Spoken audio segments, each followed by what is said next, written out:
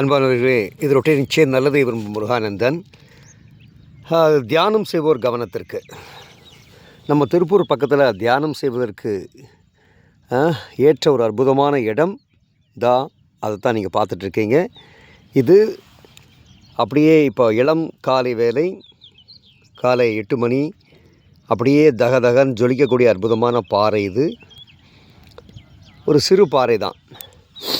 இந்த சிறு பாறை மேலே உட்கார்ந்து தியானம் பண்ணிக்கிறப்போ மனம் லயப்படுவதும் வசப்படுவதும் மிக எளிதாக இருக்கிறது. அற்புதமான பாறை இது, ரொம்ப பொருத்தமாக இருக்குது.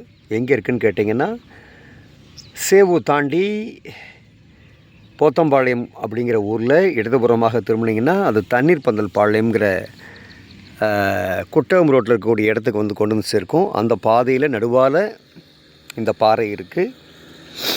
இந்த பாறைக்கு பக்கத்தில் உங்களுக்கு ஒரு அடையாளம் சொல்லணும் அப்படின்னா, தெய்வாசிட்டி அறக்கட்டளையினுடைய முதியோர் இல்லமானது பாருங்கள் அமைஞ்சிட்ருக்கு.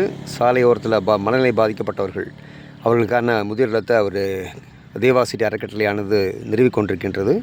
அதற்கு அருகாமையில் தான் இந்த பாறை. அது இந்த பாறையில் உட்காந்து தியானம் பண்ணிக்கிறப்போ அவ்வளவு ஆனந்தமாக இருக்கும். ஏன்னா பாருங்கள், சுற்றி எங்கேயும் தொந்தரவே இருக்காது.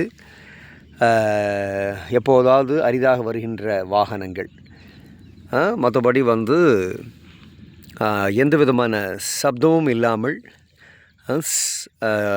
நம்முடைய மனநிலையை கெடுக்கக்கூடிய எந்த விதமான சப்தமும் இல்லாமல், அதே போல் நல்ல இயற்கையான சூழல், நல்ல காற்று, நல்ல கதிரவன் ஒளி, அருமையான இடம், சுற்றிலும் நிம்மதியான ஒரு சூழல். அப்போ இங்கே தவம் மிக எளிதாக வசப்படும், தியானம் மிக எளிதாக சாத்தியமாகும்.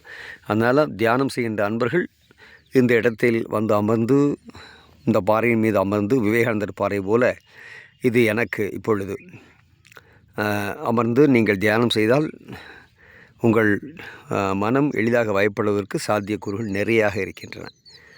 வாழ்த்துக்கள், வணக்கங்கள்.